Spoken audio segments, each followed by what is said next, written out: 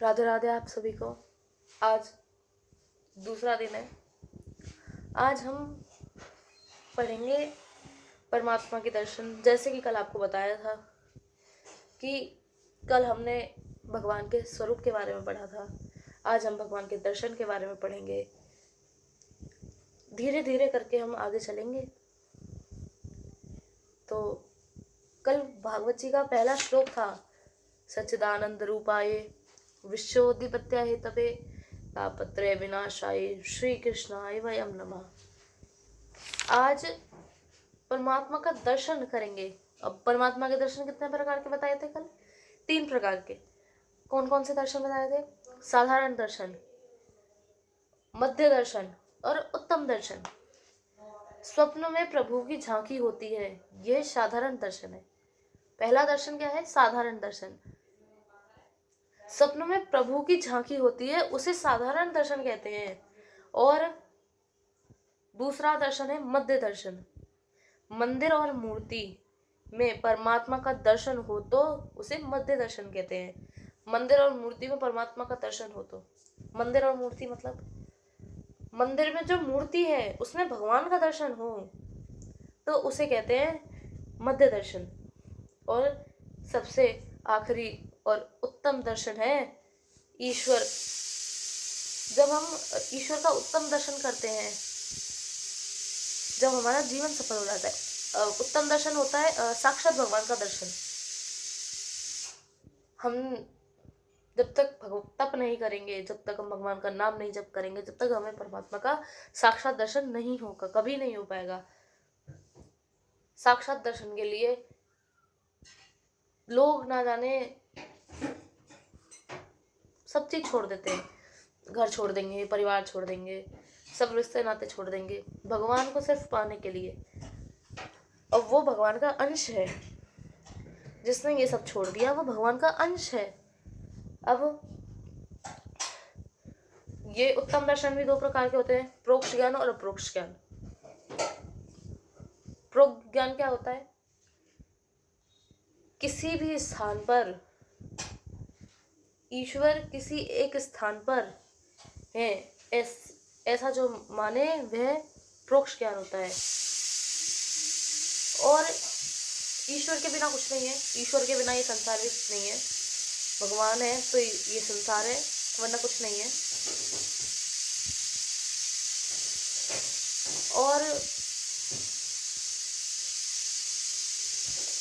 और क्या कहते हैं, ये जो अप्रोक्ष ज्ञान है वो जो उस दर्शन को कर ले उसका जीवन सफल हो जाता है। ठीक है।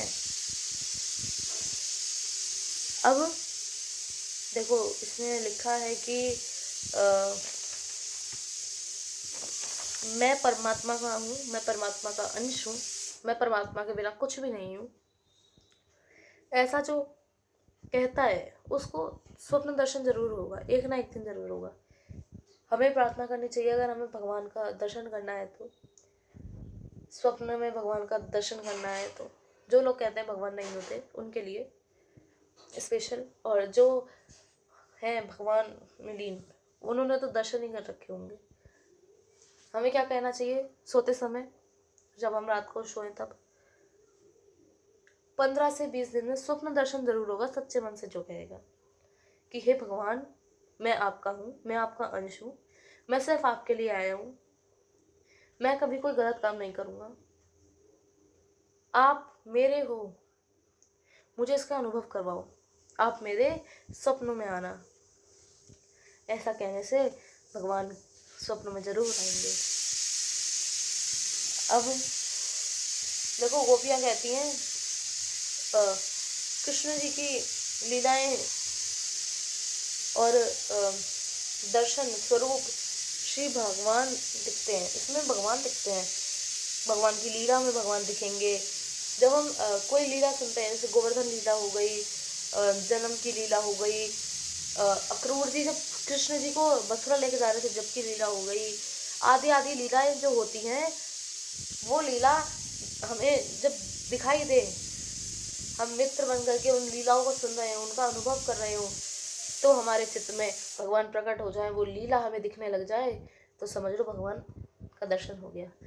गोपियाँ कहती हैं लाली देखन में गई, मैं भी हो गई लाल। गोपियाँ कहती है मैं श्री कृष्ण हूँ, अपने प्यारे कृष्ण का सब में अनुभव करती हैं गोपियाँ। वही जीव परमात्मा में मिल जाता है। अपने अंदर जिस परमात्मा, जो परमात्मा आपको दिखते हैं, उनका दर्शन होता हो, वो जीव कभी भगवान से जुदा नहीं हो पाएगा। ये लिख लो।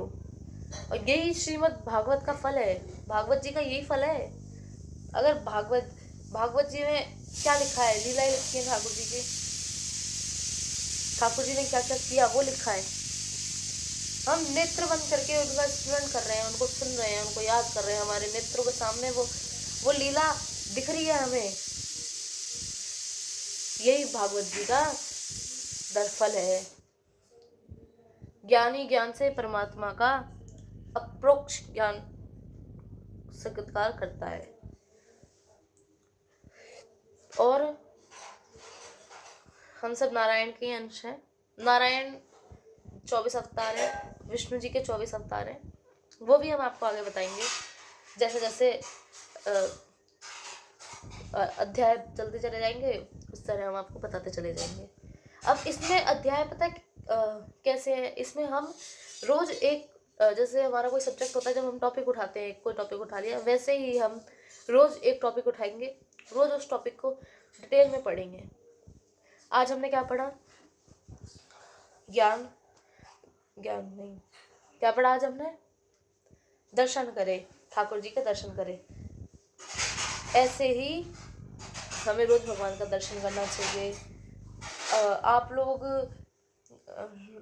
लोग रोज मंदिर में जाओ, मंदिर में भगवान का दर्शन करो, घर को मंदिर जैसा बनाओ, उसमें भगवान का दर्शन करो, भगवान के लिए बहुत सारी चीज़ें लेके आओ, भगवान को वो अर्पण करो, रोज फूलों से श्रृंगार करो, रोज अलग अलग श्रृंगार करो।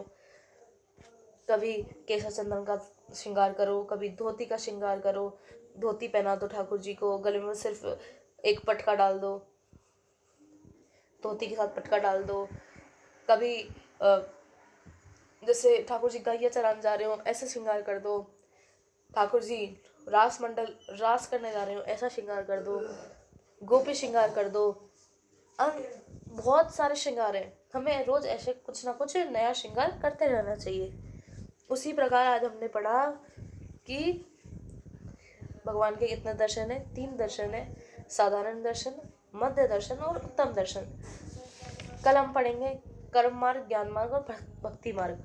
भक्ति मार्ग पर जो चल गया उसकी तो लीला ये अपरंपार है। ठीक है, तो कल हम इसको पढ़ेंगे, कर्म मार्ग, ज्ञान मार्ग और भक्ति मार्ग। आज हमने पढ़ा दर्शन, उससे कल हमने पढ़ा था कि भगवान के कितने स्वरूप हैं। तो कितने स्वरूप थे भगवान के? सत्य, चित्त और आनंद। भगवान के 3 स्वरूप थे, सत्य, चित्त और आनंद। आज हमने पढ़ा परमात्मा के कितने दर्शन है? परमात्मा के 3 दर्शन है, साधारण दर्शन, मध्य दर्शन और उत्तम दर्शन। कल हम पढ़ेंगे कर्म मार्ग, ज्ञान मार्ग और भक्ति मार्ग। ऐसे करते करते हम रोज थोड़ा थोड़ा आगे बढ़ेंगे, रोज थोड़ा थोड़ा पढ़ा करेंगे। जब रोज कुछ ना कुछ पढ़ा करेंगे तो वो हमारे माइंड में ना सेट होती चली जाएगी वो बात। जैसे हमें स्कूल में पढ़ाया जाता है, कोई भी टॉपिक पढ़ाया जाता है, तो वो हमें एक एक टॉपिक करके तो पढ़ाया जाता है कि हमारे माइंड में वो जल्दी जल्दी सेट हो जाए। उसी प्रकार हम रोज एक एक करके पढ़ा करेंगे।